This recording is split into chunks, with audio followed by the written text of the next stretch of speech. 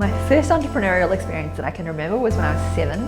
I decided that I was going to sell flowers outside the front of my house, and they were like 5 cents or 10 cents each. I remember I had my little stall, and all day all these cars were going past me really fast and nobody stopped.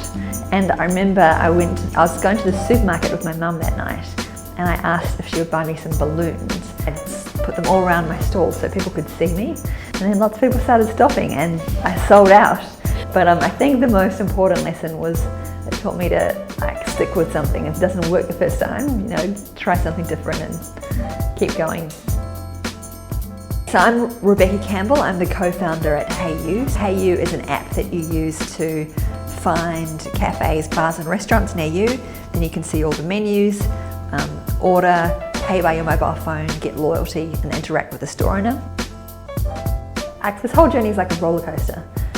There's a lot of uphill, and sometimes you're going over the loop where you feel like you're going to die, and then you'll get these little where things just take, and it feels like that. It feels like I'm flying. You don't fly forever because you always hit another bump and then you've got to churn your way up again. But I think for me it feels good, and it feels like you're in the flow.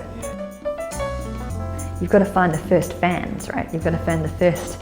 It's all about the first 10,000 fans of anything. So if you in music or in business, you've got to get those first 10,000 people to be really, really passionate about whatever it is that you're doing.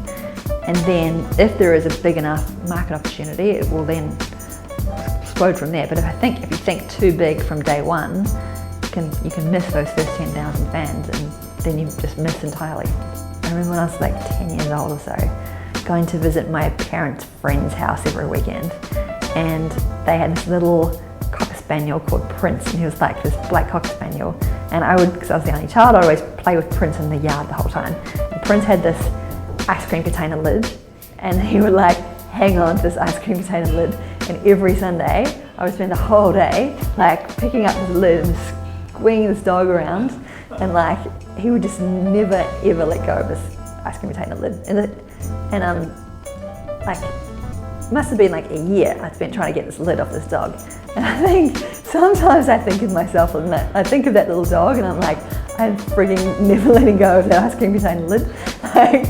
When things get really hard, I think, okay, it's gonna hang on, I'm gonna hang on.